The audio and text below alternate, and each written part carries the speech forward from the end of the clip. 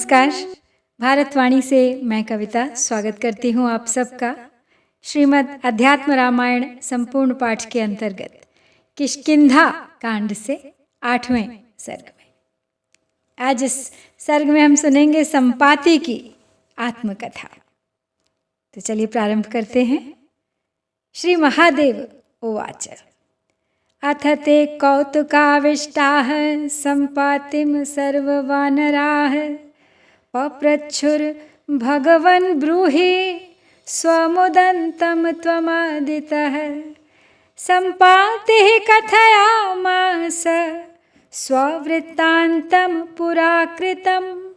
अहं पुरा जटायुश्च भ्रातरौ रूढयौवनौ बलेन दर्पिता वामां बलजिज्ञासया खगौ सूर्यमण्डलपर्यन्तं गन्तुमुत्पतितौ मदात्।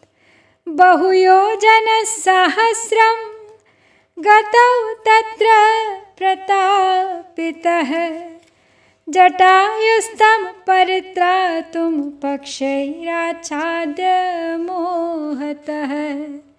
स्थितोऽहं रश्मिभिर्दग्धपक्षोऽस्मिन् विन्ध्यमूर्धनि पतितो दूरपतनान्मूर्छितोऽहं कपीश्वराः। दिनत्रयात् पुनः प्राणसहितो दग्धपक्षकः देशं वा गिरिकूटान् वा न जाने भ्रान्तमानसः। शनैरुन्मील्य नयने दृष्ट्वा तत्राश्रमं शुभं शनैः शनैराश्रमस्य समीपं गतवाहनम्।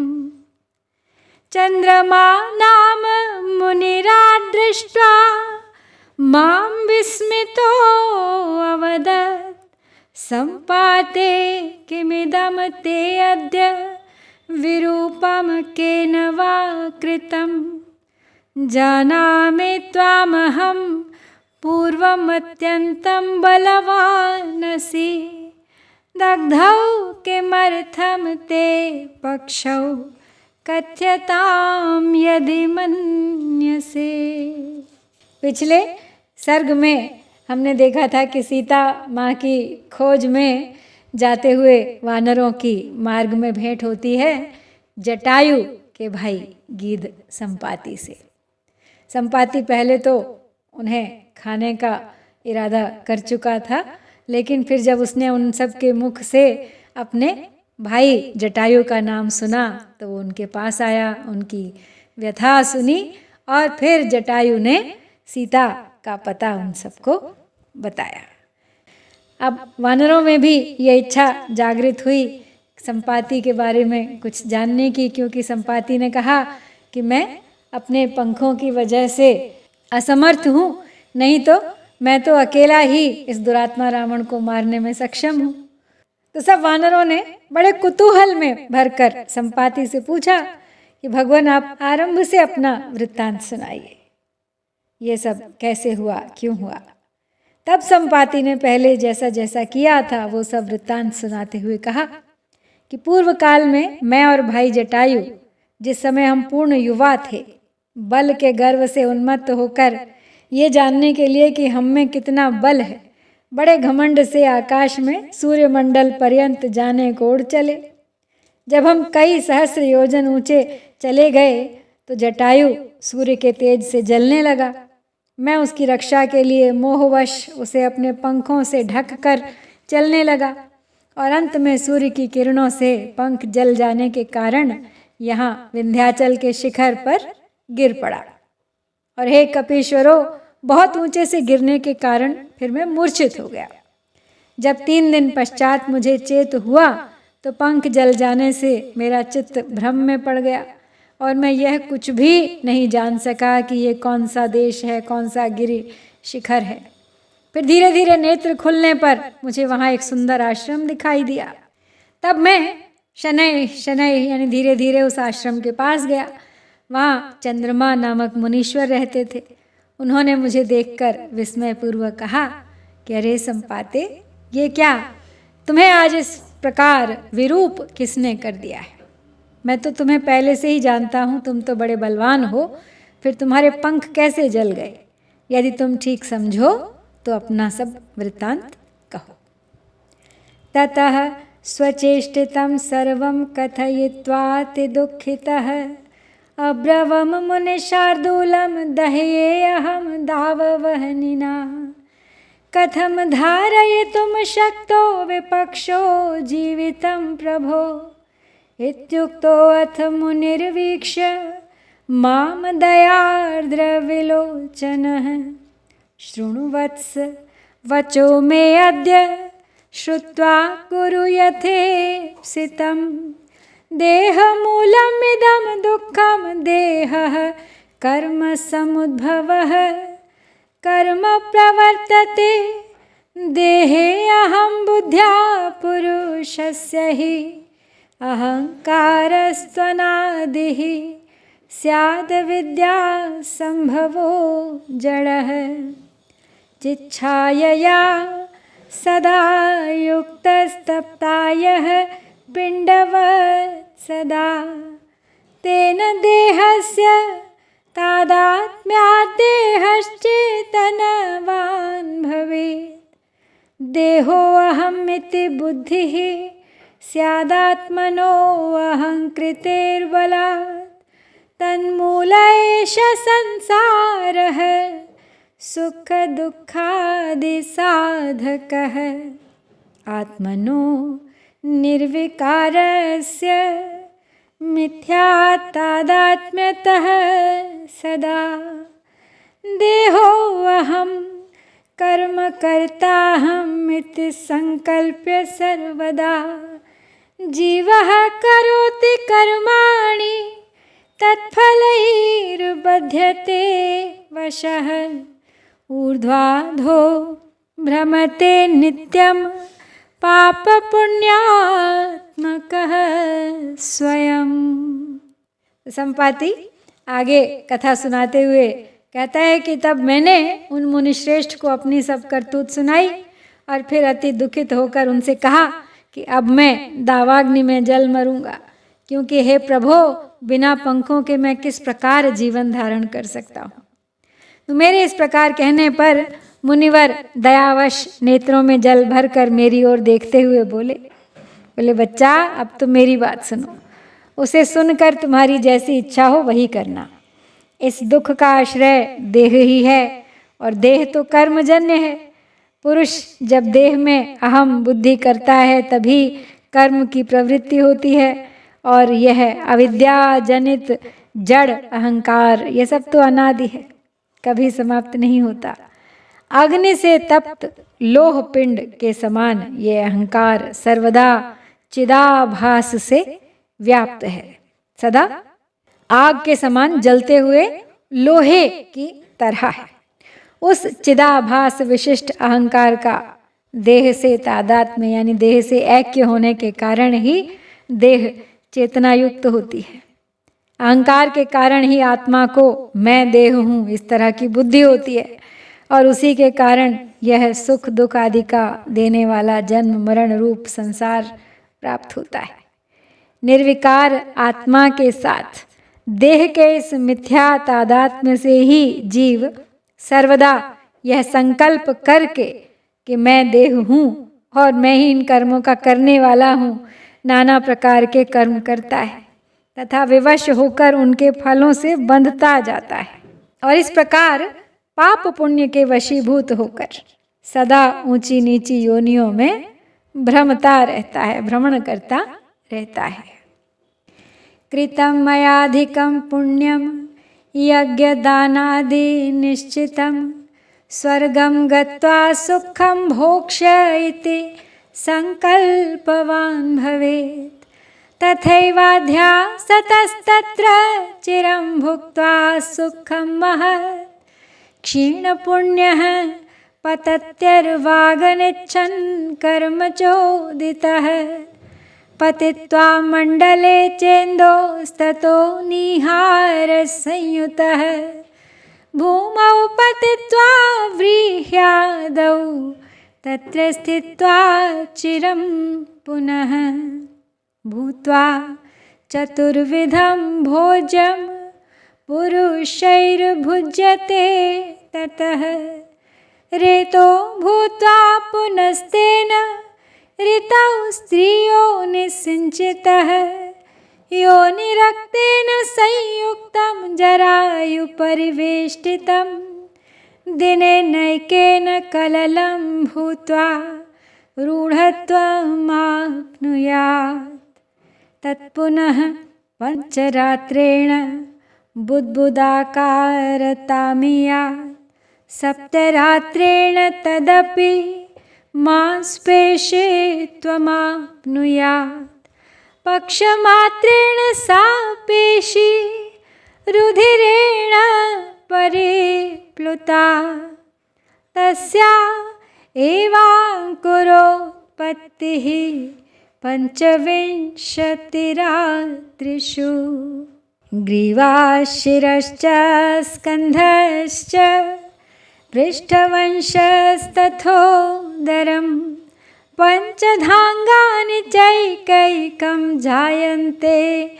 मासतः क्रमात् पाणिपादौ तथा पार्श्वं कटिर्जानु तथैव च मासद्वयात् प्रजायन्ते क्रमेणैव न चान्यथा त्रिभिर्मासैः प्रजायन्ते अङ्गानां सन्धयः क्रमात् सर्वाङ्गुल्यः प्रजायन्ते क्रमान्मासचतुष्टये नासाकर्णौ च नेत्रे च जायन्ते पञ्चमासतः दन्तपङ्क्तिर्नखा गुह्यं पञ्चमे जायते तथा अर्वाक्षणमासतच्छिद्रं कर्णयोर्भवति स्फुटं पायुर्मेढ्रमुपस्थं च नाभिश्चापि भवे नृणाम् सप्तमे मासि रोमाणि शिरः केशास्तथैव च विभक्तावयवत्वं च सर्वं सम्पद्यते अष्टमे जठरे वर्धते गर्भः स्त्रिया एवं विहङ्गम पञ्चमे मासि चैतन्यं जीवः प्राप्नोति सर्वशः। तो मुनि संपाति को आत्म तत्व की बातें समझा रहे हैं। कहते हैं कि मनुष्य अपने कर्मों से बंधा होता है और अपने कर्मों के उन्हीं पाप पुण्य के कारण अलग अलग योनियों में भटकता रहता है। वो ऐसे संकल्प करने लगता है कि मैंने यज्ञ दान आदि बहुत से पुण्य कर्म किए हैं, अतः मैं तो निश्चय ही स्वर्ग में जाकर सुख भोगूंगा। ऐसे अध्यास से वो वहाँ जाकर चिरकाल तक महान सुख भोगता है और अंत में पुण्य क्षय हो जाने पर प्रारब्ध की प्रेरणा से इच्छा न रहते हुए भी फिर से नीचे गिरता है। तो पहले वह चंद्रमंडल पर गिरता है, वहाँ से चंद्र रश्मियों के द्वारा कोहरे के साथ पृथ्वी पर आकर बहुत दिनों तक व्रीहि आदि धान्यों में रहता है। फिर वह भक्ष्य भोज्य लेह्य चोष्य 4 प्रकार के अन्न रूप से पुरुषों द्वारा खाया जाता है और फिर वीर्य रूप में परिणत हो जाता है। तदनंतर वह उसके द्वारा ऋतुकाल में स्त्री की योनि में डाला जाता है। योनि में स्थित रज से मिलकर वह एक दिन में ही झिल्ली से लिपटे हुए कलल के रूप में परिणत होकर कुछ कठिन सा हो जाता है। फिर 5 रात्रि में वह बुद्बुदाकार हो जाता है और 7 रात्रि बीतने पर वो मांसपेशी के समान अंडाकार हो जाता है। 15 दिन के भीतर उस पेशी में रुधिर भर जाता है और 25 रात्रि के पश्चात उसमें अंकुर उत्पन्न होने लगते हैं। 1 मास हो जाने पर उसमें एक एक करके क्रमशः ग्रीवा, सिर, कंधे, रीढ़ की हड्डी और पेट, ये 5 अंग उत्पन्न हो जाते हैं। और फिर 2 महीने में क्रमशः हाथ, पांव, पसलियां, कमर और घुटने बन जाते हैं। इस क्रम में कभी भेद नहीं पड़ता। इसी क्रम से 3 महीने में उसमें अंगों की संधियां तथा 4 महीने में समस्त उंगलियां उत्पन्न हो जाती हैं। 5 मास होने पर नाक, कान और नेत्र बनते हैं तथा 5वें मास में ही दंतावली, नख और गुह्य स्थान भी उत्पन्न होते हैं। 6ठे मास के आरंभ में ही कानों के छिद्र स्पष्ट हो जाते हैं तथा इसी समय गुदा, स्त्री पुरुष के भेद से योनि अथवा लिंग तथा नाभि उत्पन्न होते हैं। 7वें महीने में रोम और सिर के केश प्रकट होते हैं तथा 8वें महीने में सब अंगोपांग अलग अलग स्पष्ट हो जाते हैं। हे पक्षीराज, इस प्रकार स्त्री के गर्भाशय में गर्भ बढ़ता है। जिस समय 5वां महीना होता है उसी समय जीव को चेतना शक्ति प्राप्त हो जाती है। नाभिसूत्राल्परन्ध्रेण मातृभुक्तान्न सारतः वर्धते गर्भगः पिंडो नाम्रियेत् स्वकर्मतः स्मृत्वा सर्वाणि जन्मानि पूर्वकर्माणि सर्वशः जठरानलतप्तोऽयमिदं वचनम् अब्रवीत् नानायोनिसहस्रेषु जायमानो अनुभूतवान् पुत्रदारादिसम्बन्धं कोटिशः पशुबान्धवान् कुटुम्बभरणासक्त्या न्यायान्यायैर्धनार्जनं कृतं नाकरवं विष्णुचिन्तां स्वप्ने अपि दुर्भगः इदानीं तत्फलं भुञ्जे गर्भदुःखं महत्तरम् अशाश्वते शाश्वतवद्देहे तृष्णा समन्वितः अकार्याण्येव कृतवान् कृतं हितमात्मनः इत्येवं बहुधा दुःखमनुभूय स्वकर्मतः कदा निष्क्रमणं मे स्याद्गर्भान्निरसन्निभात् इतः ऊर्ध्वं नित्यमहं विष्णुमेवानुपूजये इत्यादि चिन्तय जीवो योनियन्त्रप्रपीडितः जायमानो अतिदुःखेन नरकात् पातकी यथा पूते व्रणान्निपतितः कृमिरेष इवापरः ततो बाल्यादि दुःखानि सर्व एवं विभुञ्जते। तो मुनि आगे बताते हुए कहते हैं कि गर्भस्थित पिंड अपनी नाभि में लगे हुए नाल के सूक्ष्म छिद्र से प्राप्त माता के खाए हुए अन्न के रस से बढ़ता है और अपने कर्मवश मरता नहीं है।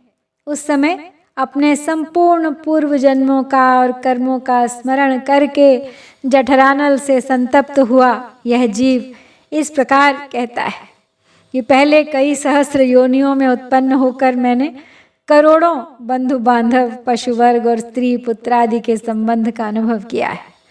मुझ अभागे ने उस समय स्वप्न में भी भगवान विष्णु का स्मरण नहीं किया, बस अपने कुटुंब के भरण पोषण में आसक्त होकर न्याय अथवा न्याय से धन कमाने में ही लगा रहा। अब उसका फल स्वरूप यह अति महान गर्भ दुख में भोग रहा हूँ और इस नश्वर देह को नित्य सा समझकर इसकी तृष्णा में फंसा हुआ हूँ। मैं सदा अकार्य ही करता रहा, कर्म तो करता रहा लेकिन कभी अपना हित साधन नहीं किया, अतः अपने कर्मानुसार मैं इसी प्रकार बहुत से दुख भोगता रहा। अब न जाने इस नरक तुल्य गर्भ से मैं कब निकलूंगा, फिर तो मैं सर्वदा श्री विष्णु भगवान की ही उपासना करूंगा। ऐसा ही चिंता करते करते वह जीव योनि यंत्र से पीड़ित होता हुआ अति कष्ट से जन्म लेता है, जैसे कोई पापी जीव नरक से निकलता हो। उस समय यह दुर्गंधित व्रण यानी घाव से गिरे हुए कीड़े के समान होता है।